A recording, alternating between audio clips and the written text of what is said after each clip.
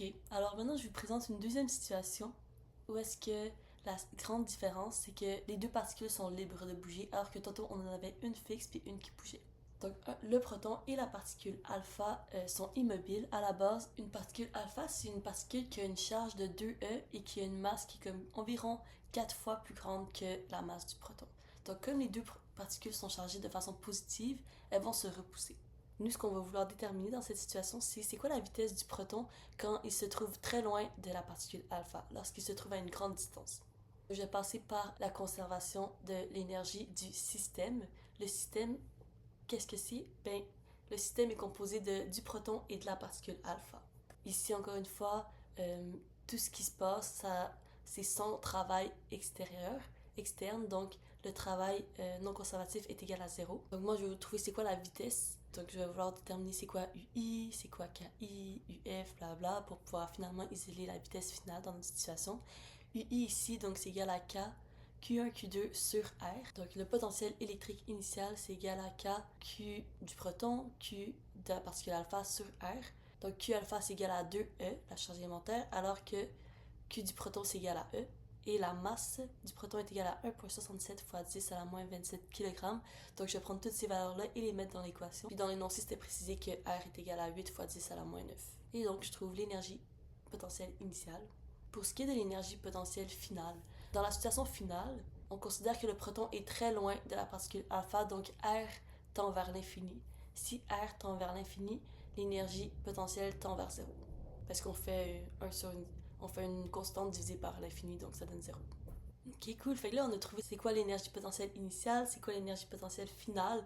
Le travail est égal à 0 aussi. Et une dernière chose, l'énergie cinétique initiale, à quoi est-ce qu'elle est égale? Ben, elle est nulle, puisque la vitesse initiale était de 0. Et là, wow, l'équation s'est toute simplifiée. Il reste juste que KF est égal à UI. Et là, on venait juste de trouver cette valeur. Nous, on cherchait la vitesse finale du proton, donc on est sur la bonne voie. L'énergie cinétique finale, à quoi est-ce que c'est égal? Ben, c'est celle du système. Donc, il y a l'énergie du proton et aussi l'énergie de la particule alpha. Et chacune de celles-ci sont égales à 1 demi m leur propre masse fois v leur vitesse finale au carré. Donc, ce qu'il faut comprendre, c'est que à la base, il y avait une énergie potentielle initiale de départ et par la suite, les particules vont puiser dans cette énergie pour gagner de la vitesse. Elles vont se partager cette énergie. Donc la question c'est comment est-ce qu'elles se partagent cette énergie? Est-ce qu'elles se partagent de façon égale? Est-ce qu'on peut juste faire KF divisé par 2? Est-ce que ça serait logique de juste prendre cette énergie-là et la diviser par 2 comme de se dire il y a toutes ces ressources, on est deux personnes, on se les partage également? Ben non, dans la vie, c'est pas comme ça que ça marche. C'est la loi du plus fort ou du plus faible, peu importe. Ça devrait vous rappeler autre chose. Le principe de conservation du mouvement. P est égal à mv. Ce que ce principe entraîne, c'est que dépendamment de la masse, la vitesse de l'objet va être différente.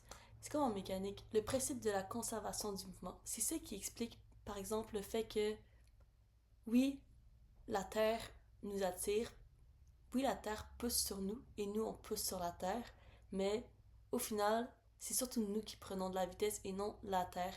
Même si on exerce exactement la même force, parce que c'est une paire d'action-réaction, ben nos vitesses finales ne seront pas la même. Et ça, c'est à cause du principe de la conservation de la quantité de mouvement, m fois v.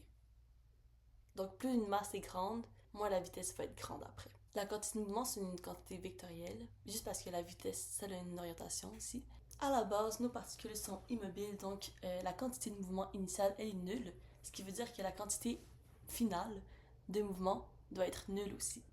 Alors, comme celle-ci, c'est l'addition des deux quantités de mouvement du proton et de la particule alpha, ben on peut comprendre que ces quantités-là vont être de la même grandeur, donc ils vont être égaux, leurs modules, mais le vecteur, il serait dans des sens opposés si vraiment on veut que ce soit nul à la fin.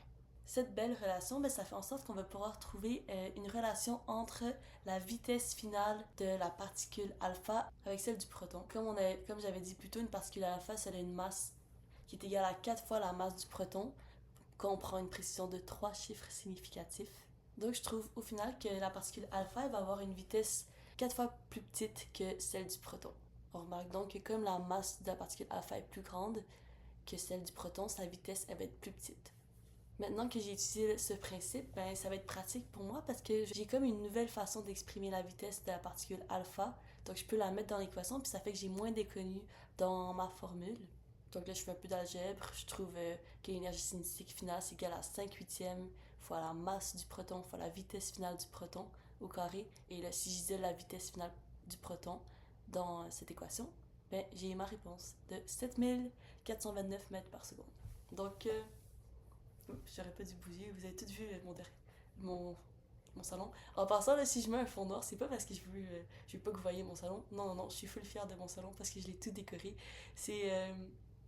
Attends, regardez. Si je bouge vite, est-ce qu'on va voir mon tapis? Ah, ouais, on voit mon tapis. Il est beau. Ok, c'était la pire.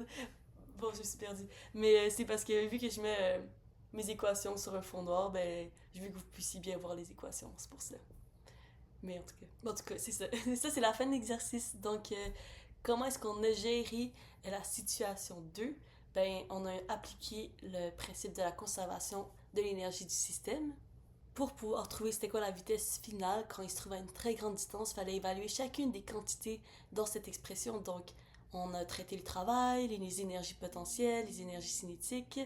Puis là, on arrivait à une expression pour l'énergie cinétique finale et pour savoir comment est-ce que cette énergie cinétique était partagée entre le proton et la particule alpha pour ensuite pouvoir isoler la vitesse du proton, sa vitesse, ben, j'ai utilisé le principe de la quantité de mouvement. Ça m'a donné une expression pour la vitesse finale de alpha en fonction de celle du proton et donc finalement j'ai pu résoudre mon problème.